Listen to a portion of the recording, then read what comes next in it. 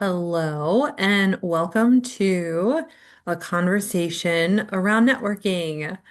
My name is Noelle, and I work at the Center for Career Development. I use she, her pronouns, and my title is Associate Director for Career Education. And when I'm not in a Zoom square, I'm at the Center for Career Development, engaged in programming for students, one-on-one appointments for students, and supervising some career success coaches. So we're going to spend some time on PowerPoint. I'll work through some information. We'll talk about the what of networking, the why of networking, the how of networking, and then I'll hop over to LinkedIn and do a little bit of a demo. What I am going to start off by saying though is I'm not usually in a Zoom square. I usually am found at 100 Bay State Road, the Yawkey Center. The Center for Career Development exists on the sixth floor, so we're there. We've got a great study space. So campus secret is if you ever need study space, we've got it with great views of the Charles River. Uh, we we do a bunch of different things on in the Yawkey Center.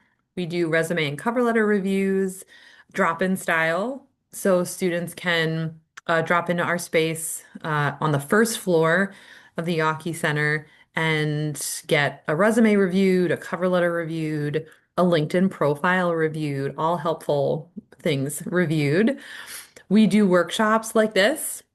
So sometimes student groups request us, sometimes faculty request us, and we pop up across campus. So you may meet us outside of the Zoom space.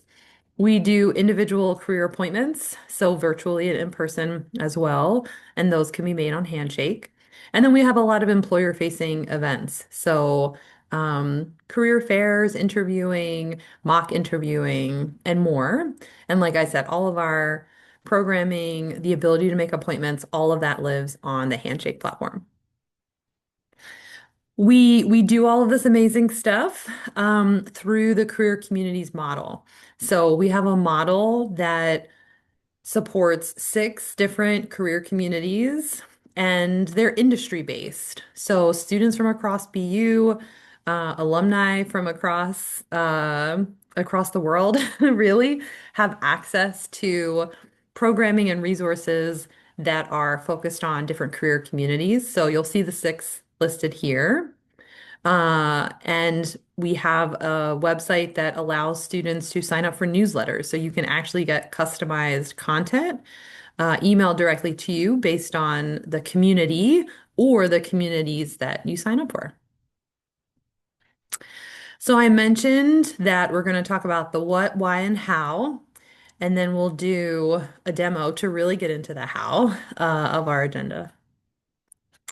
So I think really, networking can be a really intimidating practice. A lot of people, not just students, but professionals, really shy away from it and kind of postpone it and put it off because it's really seemed, like it's intimidating. It can be hard to talk to people that you don't know especially if they're in positions of power and positions that seem very elevated to the spot that you're at. But ultimately, networking is a conversation. It's expressing curiosity about someone. It's not asking for a job. It's not asking for an internship. It's really saying, "Oh, you've got an interesting career, and I think you have a job title that I want. Can you help me learn a little bit more about how you got there?" And that question, which is so open-ended, can lead a person to talk about a bunch of different things, some of which will definitely be career advice, but some of it will just be general life advice. And truly, the beauty of a networking conversation is that it can go in a lot of different directions and give you a lot of answers that you didn't know would be helpful. So, in an effort to try to make networking seem a bit more approachable, really just think of it as a conversation. The other thing I'll say is networking. networking allows people the opportunity to talk about themselves. So a lot of times a barrier to networking is the thought that I'm burdening someone, I'm asking too much, I can't offer anything in return. And what we hear again and again is that people who are on the receiving end of networking requests, so maybe BU alumni or, people in my network who have students reach out and ask for a networking conversation, what those people repeatedly say is, "Wow, someone's actually interested in what I do and how I got here, and I love to talk about myself." And so as much as you can, think of networking as a conversation and really think of it as an opportunity to give someone the chance to talk about themselves. And a lot of people like talking about themselves. So if you can think of it as, you're doing someone a favor, hopefully that will help make it seem a little bit less of an intimidating process to engage in. I mean, this idea of networking being a conversation means it's a process of discovering and really just developing connections between people. Uh, all of us have had to meet new people in our lives, make new connections with people, have conversations with people. So this workshop is not going to teach you to have a conversation because you know how to have conversations. It's really to think about how to focus those conversations on more career journeys, career pathways, and career exploration. Um, Networking is also really a chance to just expand what you know of a certain industry or a field of interest. So I don't know about you, but I gained a lot of my awareness around careers and career possibilities through media. And it wasn't until I was in college when I started to talk to actual people who were not paid actors to really get a sense of like, what is work-life balance like? And what is team culture like?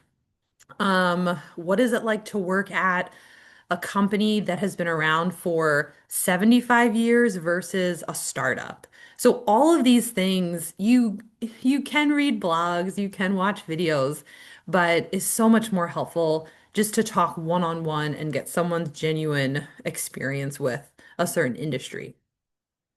Networking allows you to build professional connections really for the long term.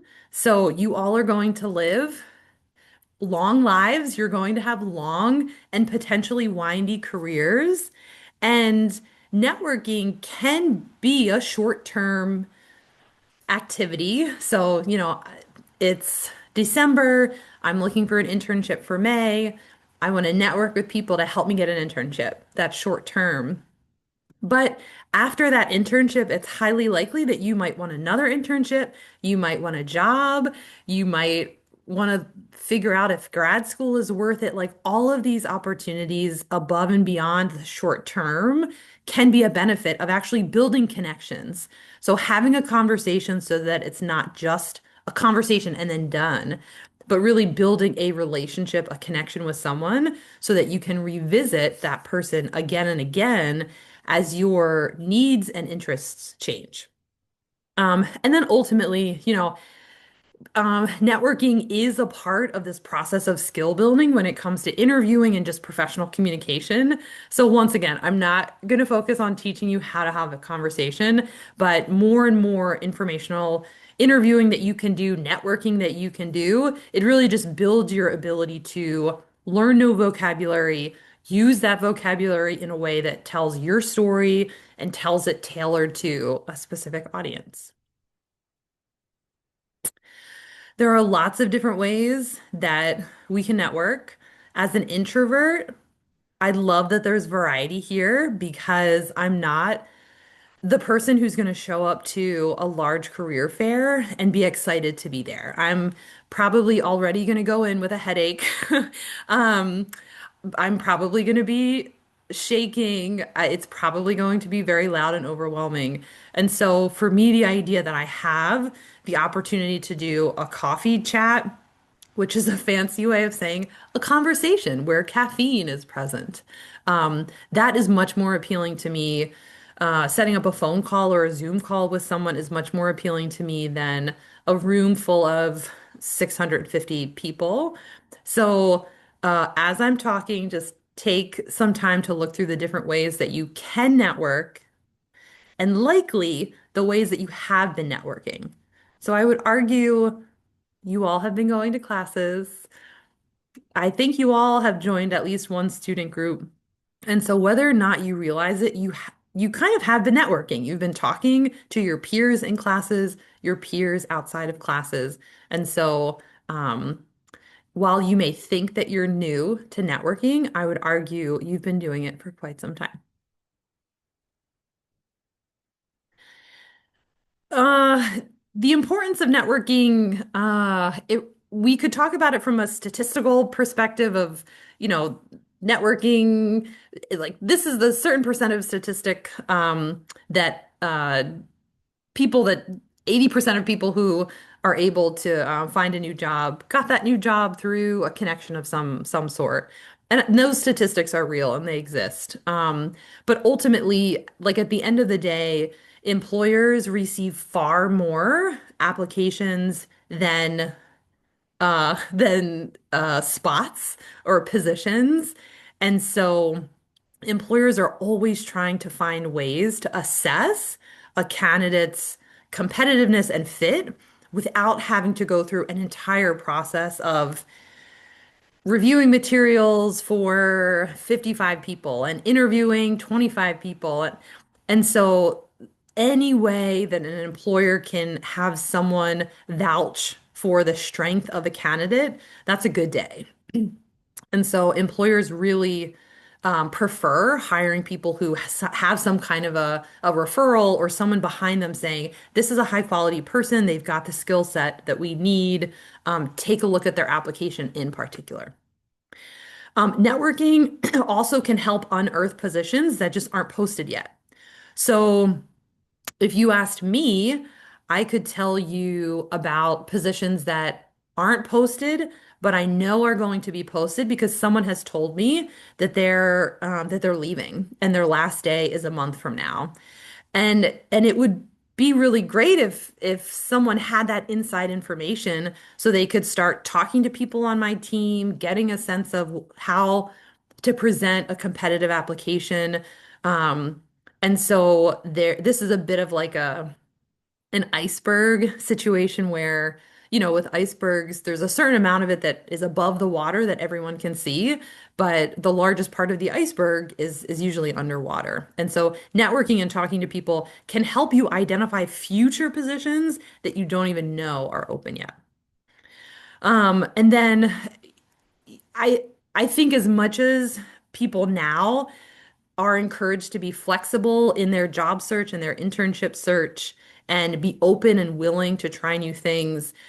I think we all can identify places and environments where we would thrive and places and environments that would maybe be less beneficial for us to be in. And sometimes we don't really know what kind of environments they are yet. And so, for instance, you know, I'm not a startup person. I think there's a great opportunity if you're mission driven, if you like an all hands on deck mentality, if you like maybe a work environment that is outside of the 9 to 5, that requires you to wear many different hats and to really problem solve quickly and efficiently. And that kind of environment is not for me, but it might be for someone. And the only reason I know that that's not for me is because I've talked to people about it. And one of the great things about networking, why it's important, is because it can help shed light on some parts of your internship search or job search that you might really want to be aware of. So company culture is a thing. Every company has their own terminology, their own culture, their, you know, the ways that they describe themselves and they exist, the way that they exist as a company.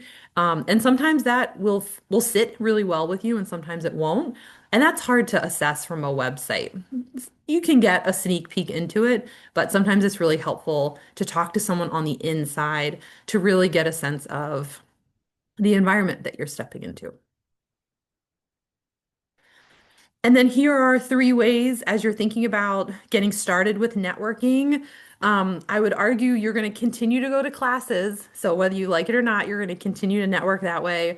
Student groups, you're going to continue to network that way. But these are three ways that are that you're going to have to initiate. You're not just going to be able to show up to class and sit next to someone and ask them about their internship. But here are three different ways of introducing yourself, ways of starting networking conversations that I'm going to focus on. So the first one is the elevator pitch. Uh, the idea is that you're in an elevator with someone, that person happens to be the CEO of your dream company. Maybe this will happen to you. Maybe this scenario will never happen to you. But the goal is really to figure out how do I quickly and genuinely tell the story of my career and where it is now and where I want it to go. And so as students, many things are based around your academic profile. So what's your school? What's your major? Do you have a minor? Are you focusing on anything? When are you graduating? So those basics. And then really thinking about what is an experience or a skill that you want to highlight. So it could be a project that you're working on, an internship experience, a a summer job that you had, uh, a certificate that you did last summer, anything that really showcases what you're good at and what your interests are. And then this last piece of, really figuring out what's going to resonate with the person that I'm talking to. And so we are the experts in our stories and we can tell them a lot of different ways. And so the beauty of an elevator pitch is that you get to decide how you tell it. The challenge is that you've got to figure out who your audience is to figure out how to tell that story. But this is an elevator pitch. It is super awkward to practice your elevator pitch in front of a mirror, but that's what I'm going to encourage you to do. You could grab a friend or family member, but really getting the words from your head to your mouth, saying them, honing them, getting really confident so that you're not memorizing it, but you're getting familiar with it so that you can pull it out when you're networking, or maybe you're on the BU shuttle and you see someone who works at BMC and they're on the shuttle for some reason. They've got their little um, hospital ID card, and maybe one of your goals is to do research at BMC to figure out what their data analytics team looks like. And so then you can pull out your elevator pitch. Informational interviewing is going to lead to this next topic, which is emails, how to write an email, how to connect on LinkedIn. But the elevator pitch is kind of you're talking to someone maybe at a career fair, maybe on the BU shuttle, and you're having a conversation live in person. Informational interviewing is a little bit longer.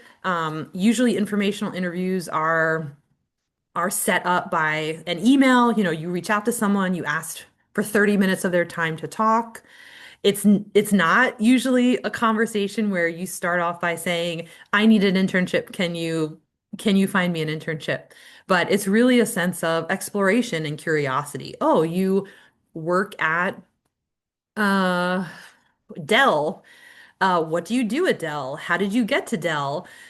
Have you always worked at Dell? What did you want to do when you were in college? So all of these questions that really just help you make a connection to someone so that maybe at the end of that conversation, you ask if they know of internships at Dell. Or maybe you have that conversation and then 2 months later, you find an internship on the careers page of that company, and you reach back out to your connection and say, we had a great conversation. I'm curious, can you refer me for this position? There are lots of people in the world who are willing to talk to you. BU Connects and LinkedIn are two platforms that we recommend starting with for doing informational interviewing. And there are ways to generate informational interview questions, whether it's using your favorite AI tool, whether it's relying on our website, whether it's making an appointment with us, but essentially really preparing for this conversation and doing some research, identifying what your elevator pitch is, what's your opening, coming up with some questions. So that's the way to go about it. And just to give you a small sample, you can pause this recording if you want to look at this sample email, but you know, an idea of when you're reaching out to someone that you want to connect with, you don't have to share your whole story. You don't have to list the questions that you have in the email, but it's really just a sense of, a little bit of a background. Here's some of my availability. Let me know if something works for you. And I use a formula that is really just who, how, why, what, the four steps. So, who are you? So, my name is Noelle and I'm a junior studying data science at BU. How did I find this person? So, I was looking at LinkedIn and I noticed that you're a BU alumni who works at MathWorks. And I've identified MathWorks as a company I'm interested in learning more about. Why am I reaching out? Well, I'm interested in MathWorks and you've worked there for 6 years and you've been promoted once. And so it seems like you're pretty invested in this company and building your career there. I would love to talk to you about your experience and really just how did you get to this point in your career? So that's the why I'm reaching out. And then what can this person do for you? A lot of times an outreach message will include everything up until the what. So a student might end an email message saying, it would be great to connect. No, no sharing of availability, no actual question. It's just a statement. It would be great to connect. And my advice to you is end with an ask, end with an action item. So in this example here, if it's convenient for you, can we arrange an appointment to talk? And if you're writing a professor, maybe you're saying, do you have office hours in the upcoming week? If it's someone who's not associated with BU, maybe you're saying, do you have time for a phone call or Zoom call sometime this week? Usually I'm free from 6 to 9 on Tuesdays and Thursdays. So ask some kind of question that they can respond to. And then follow up. I mean, I think the success rate of networking is sometimes not great. Uh, you will find people who respond to you and you will have great conversations. And because of the hard work that you put in to getting that one or two or three or four people to respond, like as much as you can, be thankful, express gratitude. And this is your opportunity to say, like, hey, professor, I came to your office hours. It was a great conversation. I'd love to now follow up and connect with you on LinkedIn. And this is just a way of just solidifying the relationship, saying thank you, and opening the door to maybe emailing again to follow up on your follow up. So I'm going to pause here because my next uh by the end of this is really just a LinkedIn demo. So what I'm going to do is share my screen and pop over to LinkedIn. And so people on my team talk almost every day around how to find people to network with. I'm going to use the LinkedIn platform and I'm just going to do like a sample search to give you a sense. But, if you're a student and you're like, I'm interested in machine learning. I don't necessarily know specifically what I'm interested in, but I'm interested in machine learning. I'm interested in people who are connected to a career in machine learning. And let's pretend that I am from the greater Boston area. If you're from California, select California. If you're from India, select India. But if you'd like to connect with someone who's in the Boston area, you're in the same time zone, you're physically present in the same city, you could potentially meet with them in person. But just for today, I'm going to use the greater Boston area. Um, and then, there's a lot of people. I could scroll for a long time. I'm going to go to the all filters and I'm going to specifically scroll down and there's a section that's called schools. And that will allow me to select Boston University as the school that I want this person affiliated with. So maybe this person's alum of Boston University, maybe they're a current student, maybe they're a professor, but they've got some kind of affiliation with BU. And then you scroll down, you look at people who would be interesting. So if you're someone who's really curious about what the PhD pathway looks like and is grad school for me, maybe you want to talk to Alp. If you're looking for someone it looks like they're practicing, like Alex is a professional in industry, you might want to click on Alex's profile, learn a little bit more about who they are. This about section has a lot of language that I don't understand, but I think you all would. And just get a sense of where they're coming from, right? So they did get a CS degree at BU. They graduated fairly recently. I think this would actually be a really helpful person. They could talk about what a master's degree is like. Is it worth it?